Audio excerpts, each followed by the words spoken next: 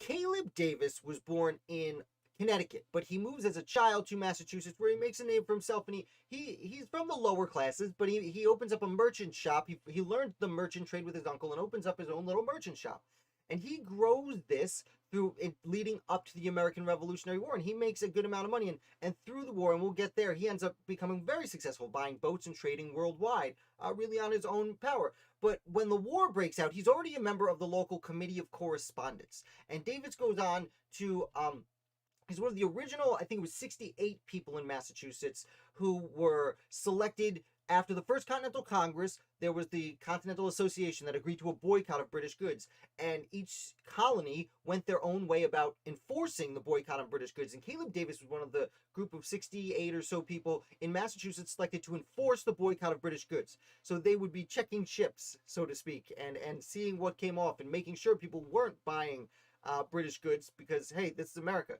Now, about this time, this is a little bit of a side I found out about Caleb Davis. He was one of the first people to suspect Dr. Benjamin Church in 1775, right as the Battle of Lexington and Concord is happening.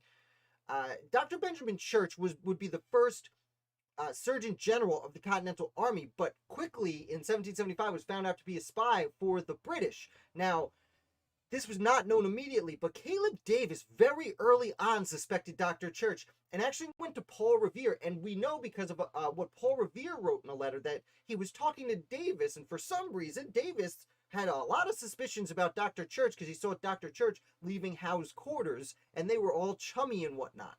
Which is interesting. It's also interesting because Davis himself was going to talk to Howe in the quarters, but there was some about that conversation he didn't like, and he ended up being right, which is very interesting. Now, Davis, as soon as independence is declared, there's every state has a new election and people are elected, and Davis is elected to the Massachusetts House of Assembly, and he would spend the majority of the next 15 years, well, I should say the next decade, in the Massachusetts House of Assembly, and he's even Speaker of the House for a little bit. But what's very interesting is after the state constitution is passed in 1780, Massachusetts, interestingly, had, I think it was 1778, had a constitution that was written and put up for the people to vote on and did not pass. And they wrote because it was too democratic. And the people had a democratic election against a too democratic constitution. And that's an abbreviated version of what actually happened, but essentially what's happened. 2 years later, they have this new, less democratic constitution that people like. In 1780, it's passed. What's interesting, they needed to transition. They transitioned from colonial government to revolutionary provincial congress, and now they were transitioning into the Constitution. And Caleb Davis was chosen as Massachusetts' state agent. And state agent was an interesting position. There were a few of them with different jobs, and what Caleb Davis focused on is there was the Revolutionary Board of War that was overseeing the war, at least as in regards to the Massachusetts State Militia. As I like to talk about here, there wasn't just one Continental Army fighting the British. There was the Continental Army, and then each of the 13 colonies had their own militias, which acted as independent armies, though they did usually default to George Washington's requests. Then you have the Green Mountain Boys in Vermont. You have certain people in Kentucky, which essentially acted on their own. So there were a lot of armies all working together, and Massachusetts had its own, although we would know it as the militia. And the State Board of War, much like the Continental Congress's Board of War, the State Board of War oversaw the Army in regards to Massachusetts militia and, to a degree, the Massachusetts soldiers fighting with the Continental Army.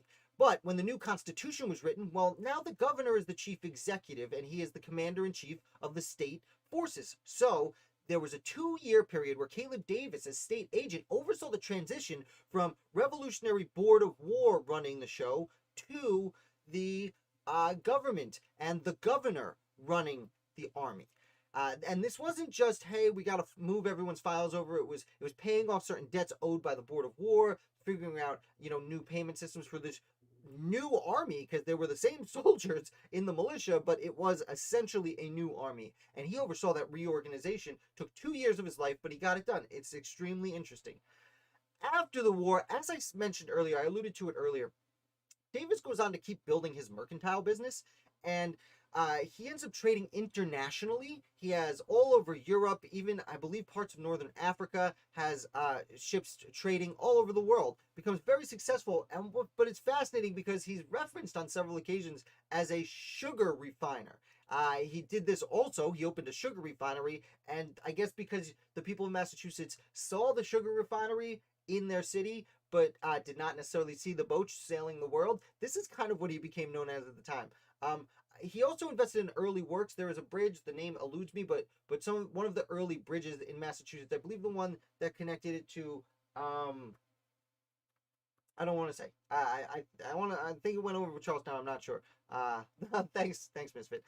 Yeah. So he also becomes one of the first directors of the Bank of New York for the Boston branch of the bank. I'm sorry, the Bank of the United States. When Alexander Hamilton gets the Bank of the United States created, he becomes a director of the Boston branch, a very important position, implementing the first Bank of the United States. That is a great overview of a really interesting, super random, but I find very interesting founder, Caleb Davis.